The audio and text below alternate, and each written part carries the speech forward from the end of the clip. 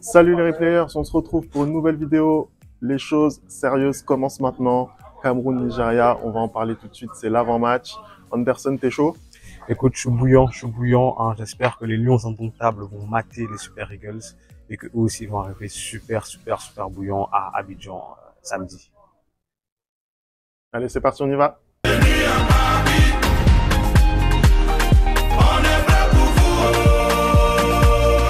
Allez, on commence tout de suite cette vidéo. La phase de groupe de la CAN qui est terminée maintenant. On a insisté à un début de CAN incroyable. Qu'est-ce que t'en as pensé, toi, Anderson? Bah écoute, c'est simple, Femi, on est tout simplement sur la meilleure CAN que j'ai pu voir de toute mon histoire. Autant par le niveau de jeu, par la qualité de pelouse, l'ambiance aussi. On a eu du très beau jeu pendant cette phase de groupe. On a eu énormément de surprises aussi. Hein, c'est très beau.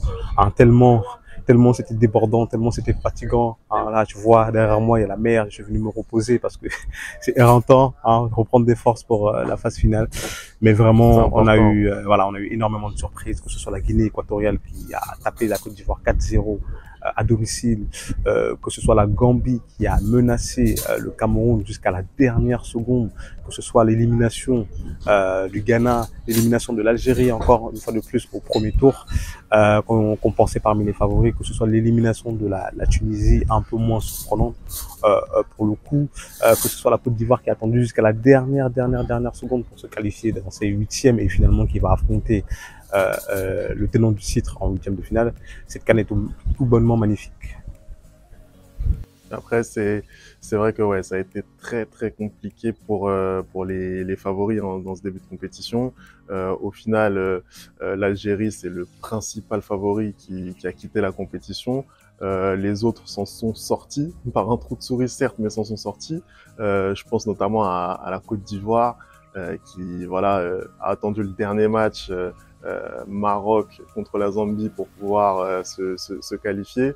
On va voir ce que ça va donner pour toutes ces nations en huitième de finale. Du coup, huitième de finale, Cameroun, Nigeria, deux équipes qui ont commencé un petit peu doucement cette CAN avant de monter en puissance. Comment tu vois la confrontation, toi, Anderson? Bah écoute, déjà on est sur un classique parmi les classiques de la CAN, hein, Nigeria-Cameroun. Je pense que lors des dernières CAN, c'est Nigeria-Cameroun, c'est trois finales tout simplement de CAN, en 1984, en 1988 et en 2000 si je ne m'abuse, et à chaque fois remporté par le Cameroun d'ailleurs. Mais ces dernières années aussi, on a eu pas mal de Nigeria-Cameroun qui ont été à la faveur des Super Eagles. Là vraiment, on est dans un derby africain. C'est un très grand match. Après, comme tu l'as dit, les deux équipes ont commencé leur CAN un peu de manière timide, on va dire. Le Nigeria qui commence, je crois, sur une victoire face à la Guinée-Bissau, si je me trompe pas. Non, un match nul, il me semble. Je ne me souviens plus. Mais le Nigeria qui Contre la arrive Guinée équatoriale. contre la Guinée équatoriale, un match nul, donc contre la Guinée équatoriale avec le but égalisateur de Zimène, notamment sur la tête. Ensuite, ils font une victoire contre le pays hôte, la Côte d'Ivoire, mais sans vraiment prouver dans le jeu. Pour moi, j'estime que la Côte d'Ivoire a été largement meilleure que le Nigeria dans ce match-là, mais ils n'ont pas réussi à concrétiser leur action et finalement le Nigeria l'emporte sur ce penalty. Et finalement, au dernier match contre la Guinée-Bissau, le Nigeria s'impose et encore une fois sur la plus petite des marches et le plus petit des scores, pardon.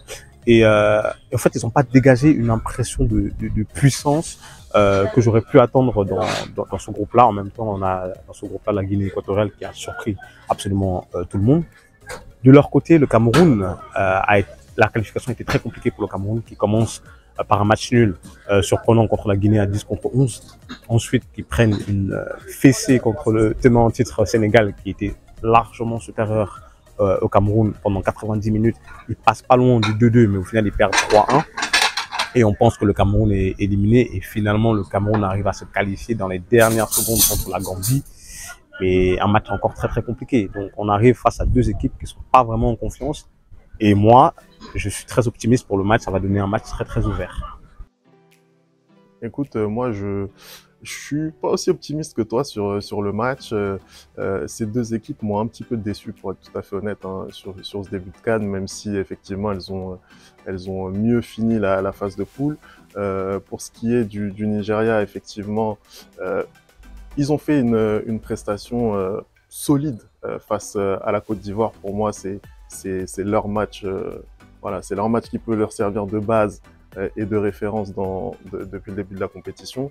Après, voilà, ils n'ont pas montré grand-chose offensivement, en fait, par rapport au potentiel offensif, justement, qu'a cette équipe, notamment avec Osimhen et Chukwueze. En fait, on n'a pas vu grand-chose. On n'a pas vu grand-chose.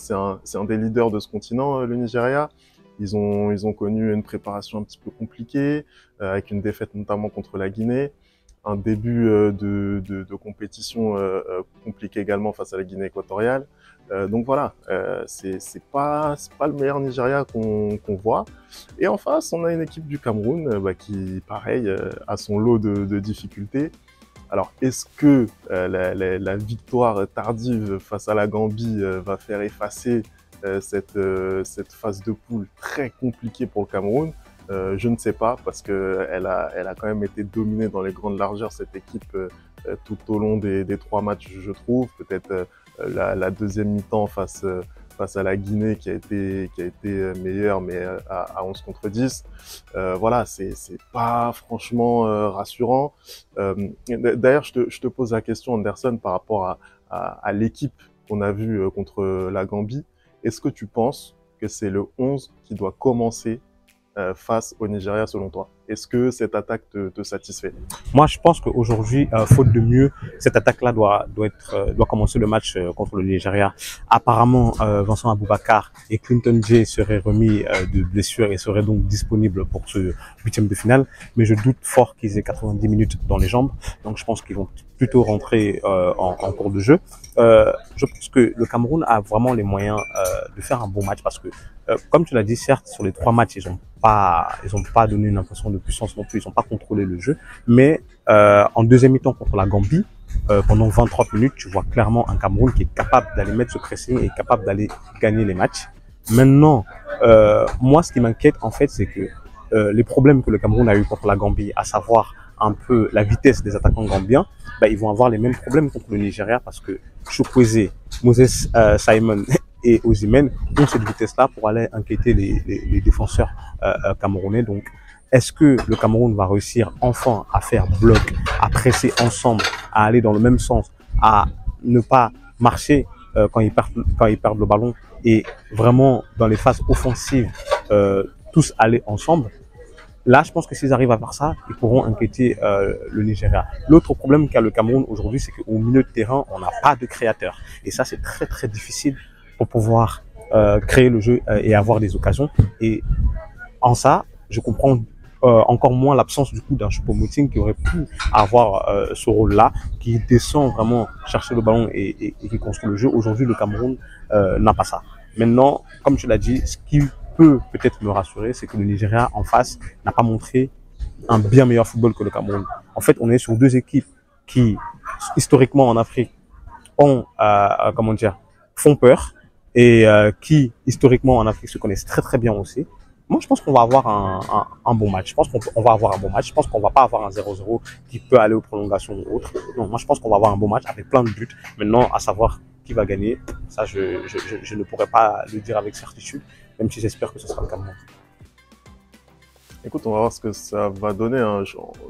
En vrai, je partage totalement ton analyse sur les difficultés défensives du Cameroun et notamment en transition, parce que le match contre la Gambie, on a vraiment vu ça au grand jour en fait. C'est-à-dire que la vitesse des attaquants gambiens faisait que à chaque incursion gambienne dans la surface camerounaise, on avait une occasion franche pour cette équipe de Gambie.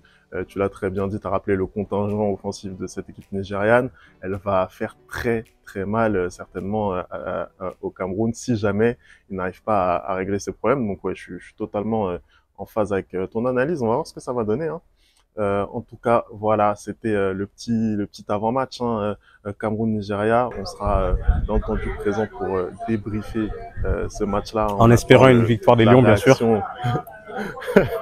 On attend la réaction d'Anderson après la défaite du continent. On l'attend. Bah écoute, il n'y aura pas de vidéo en cas de défaite. Il n'y aura pas de vidéo en cas de défaite. Moi, je préfère te l'annoncer tout de suite. Hein. Je préfère être honnête avec nos auditeurs. Si jamais le Cameroun perd, je ne veux pas venir devant l'écran pour pouvoir faire de démo. Je suis désolé. Mon professionnalisme s'arrête là. Bien sûr que si, il va venir. Bien sûr que si. Tu as montré et démontré ton professionnalisme, notamment face au Sénégal. Donc, on verra ça au moment venu. En tout cas, merci d'avoir regardé cette vidéo. On n'oublie pas hein, les bonnes habitudes, @le replay foot. Et puis, bien entendu, on continue à suivre cette Coupe d'Afrique des Nations sur la chaîne, les débriefs, les avant-matchs, les réactions. Bref, vous connaissez déjà. Et nous, on se retrouve très très vite pour une nouvelle vidéo. Ciao.